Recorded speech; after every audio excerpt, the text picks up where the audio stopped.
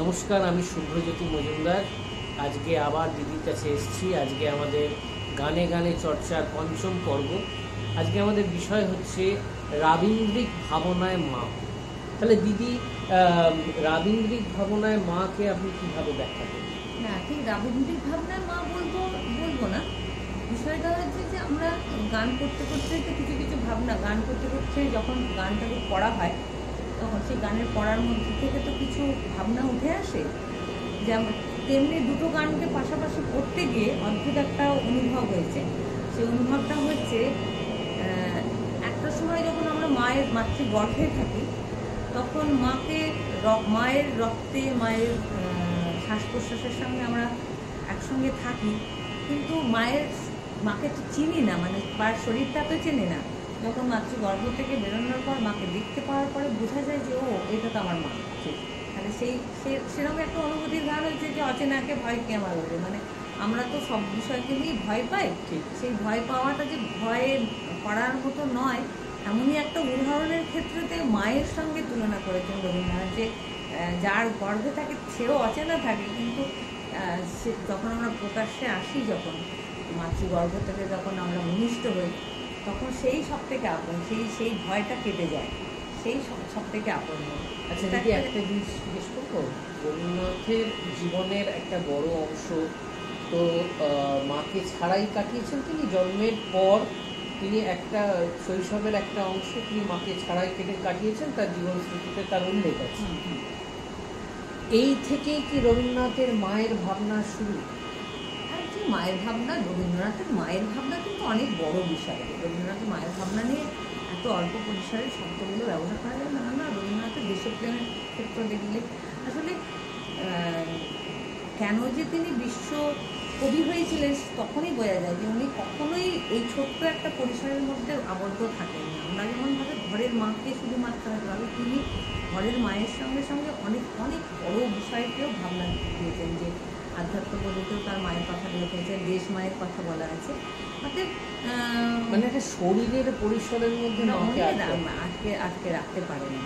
এবং হ্যাঁ, যে প্রসঙ্গটার থেকে আমরা বিরত হলাম, এবার আবার আর একটা গান যখন গাইছি তখন দেখা যাচ্ছে যে আমরা যখন জীবনের একটা শেষ সীমানায় আসি, শেষ সীমানা মানে আমাদের শেষ সীমানা বলে তো আমরা নিজেরা বুঝতে পারি না, কিন্তু যখন আমরা অভিজ্ঞতায় চলতে চলতে চলতে চলতে যখন আমরা একটা জায়গায় এসে উপনীত হই, সেটা হচ্ছে একটা সময়, তাকে যদি একটা সময়কে যদি দিন ধরি, তাহলে তার শেষের দিকে যখন আমরা শেষ বোধে আসছি অভিজ্ঞতার নিরিখে, তখন সেটাকে সন্ধ্যা বলি। যদি সেই সন্ধ্যাকালেই যখন আমরা আসি, মানে আমাদের অভিজ্ঞতার ঝুলি যখন ভর্তি হয়ে যায়, যখন আমরা দুনিয়ার সমস্ত কিছুটা বুঝতে পারি, তখনও কিন্তু বুঝতে পারি যে মা কী ছিলেন।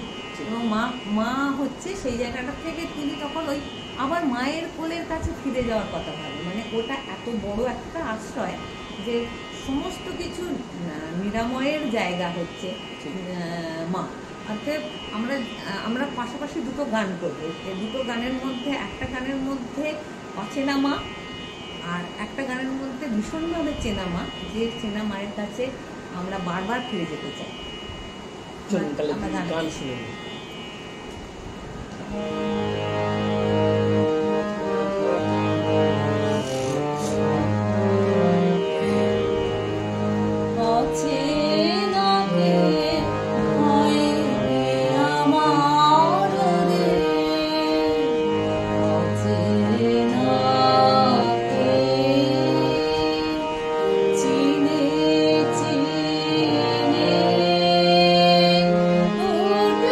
জীবন ভরে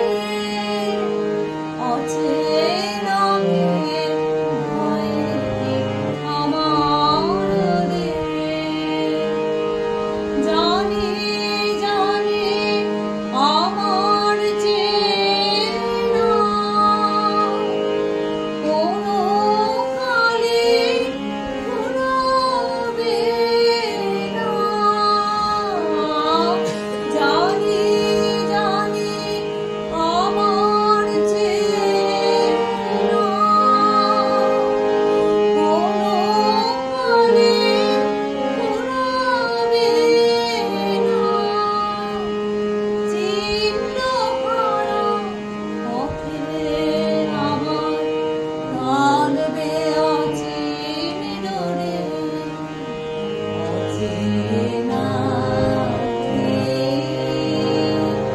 চিনে চিনে উঠবে জীবন ভরে অচেনা ভয় কি আমার ছিল আমার মাঝে নিল আমায় কোলে ছিল আমার মাঝে নিল আমায় কোলে সকল প্রেমী অচেনা গো তাই তো হৃদয়ে দোলে অচেনায় ভুবন মাঝে কত সুরে হৃদয় মাঝে অচেনায় ভুবন মাঝে কত সুরে হৃদয় মাঝে অচেনায় জীবন আমার বেড়ায় তারি পরে চিনে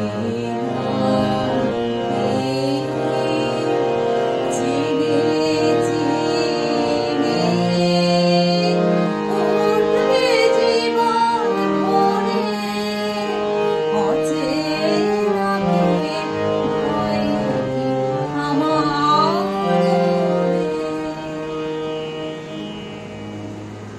আচ্ছা, শাস্ত্রে বলেছে অসতোমা সদ্গময়া তমসোমা জ্যোতির্গময়া, মানে সতেরো মা অসতেরো মা এবং অমৃত লোকে যাত্রার একটা আধার হচ্ছে বিস্মরণ হিসেবে শাস্ত্রে মাকে দেখিয়েছে। রাবীন্দ্রিক চর্চার ওপর কি এই উপনিষদের দৃষ্টিভঙ্গির কোনো প্রভাব ছিল এরকম মনে হয়? রবীন্দ্রনাথের গানের মধ্যে তো উপনিষদ ভীষণভাবেই মানে প্রভাব ফেলেছে। উনি উপনিষদের অনেক বিষয়তে, কিন্তু আমি এত গভীরে হয়তো কথাটা বলতে পারবো না, কিন্তু আমার মনে হয়েছে যে উপনিষদের যে মানে বার্তা, সেইটা মনে হয় যেন যে তার একটা মেডিসিন হচ্ছে রবীন্দ্রনাথের গীতবিতান। আমার কাছে মনে হয়েছে, এইটুকুটা আমি বলতে পারি। আমার কাছে মনে হয়েছে যে উপনিষদ যদি আমরা যারা পড়তে পারিনি, তারা বোধহয় গীতবিতানটা পড়লে উপনিষদের যে আস্বাদন সেটা বোধহয় পাবো আমরা। এটাই আমার কাছে এইভাবেই রবীন্দ্রনাথ মানে সবসময় বিরাজ করেন। তো আমরা আসি যে শেষ সন্ধ্যাকালের যে অনুভূতির কথা বলছিলাম, যে কথাটা, সেই কথাটা হচ্ছে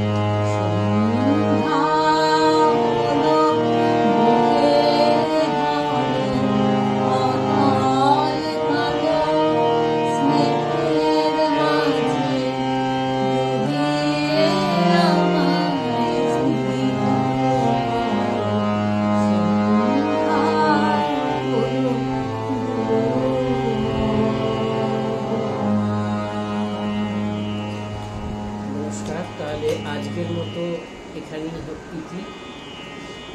আপনারা সবাই নিয়মিত আমাদের চ্যানেলটি দেখতে থাকুন এবং ইউটিউব চ্যানেলটি সাবস্ক্রাইব করুন, এই বার্তাই দেবো। আমিও আমার প্রণাম জানালাম এবং সবাইকে বলবো যে আমাদের যে এই অনুষ্ঠান কেমন হচ্ছে সেটা কমেন্ট সেকশনে গিয়ে একটু কমেন্ট করুন, তাহলে আমরা বুঝতে পারবো আমরা কেমনভাবে এগোচ্ছি।